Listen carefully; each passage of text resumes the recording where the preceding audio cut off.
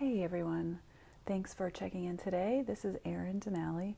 I'm talking today specifically about fatherless daughters and this unique sort of designation, if you will, that some people have experienced in their lives. If you've grown up with an absent father, whether by choice or by circumstance, um, this can this can be a really, really challenging sort of background to grow up in as a young girl growing into a woman. And it can manifest into some really unhealthy expressions of self, in the way of boundaries, self-worth, maybe emotional eating, promiscuity, um, jealousy, looking outside oneself to feel whole, attachment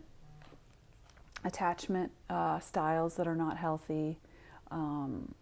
There's a whole list of things, really. I've got more listed thoroughly on my website on the Fatherless Daughters page. But it's really worth looking at this within yourself if this is something that you feel might have affected you and maybe still is, most likely still is impacting you. So I guess I just really want to speak a little bit from the heart on this subject today, because it's something I have personally dealt with, and so I know it well. And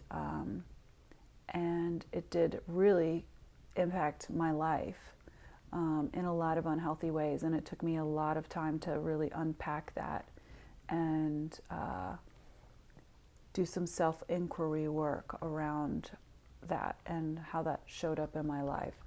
So if you're just getting started on this journey, this might be new kind of information for you, or maybe something you've been working with for a while.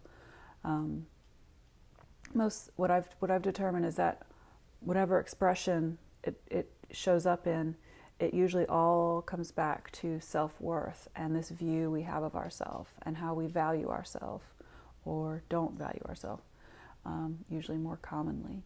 And so when we don't value ourselves, we give ourselves away in a lot of ways that don't feel good. And so over time, this sort of accumulates on us, because we've sort of been denying our true selves. We've been suppressing our true selves.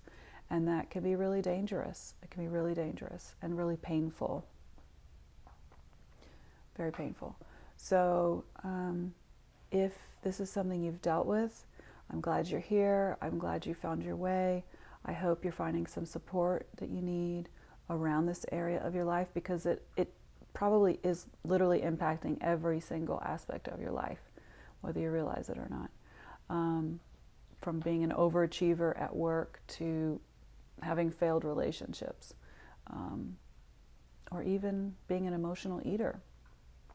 All of these things can be linked to this sort of early development phenomena of having an absent father. So it's really worth looking into within yourself if you have grown up with this circumstance. If you feel comfortable checking in with me, please do. Be happy to work with you in this area. It's something that's really near and dear to my heart. And I really just want you to know that you can be a better version of yourself. You can live a different existence where you feel complete and whole and content and at peace within yourself.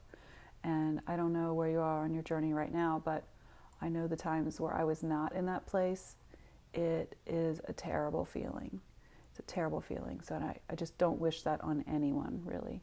And but there is hope. There is hope. There's a new way, and we can turn your pain into power, really. It can become a gift that you find within yourself for inner strength and resilience and growth and transformation. And you can find a version of yourself you didn't know was there. So don't get stuck in the narrative of this is just who I am. That's a trap. That's a trap. Don't get stuck in that. You may have your circumstances and they were likely very difficult, but you can move beyond them. You can live beyond them and stretch yourself beyond them. And that is what's most important. So wherever you are in your journey, I wish you peace and contentment and mind and body, spirit health. If you have that, you have everything. If you don't have that and you want some support, please check in, reach out, and let's see if we're a good fit to work together. All the best to you on your journey, and take good care.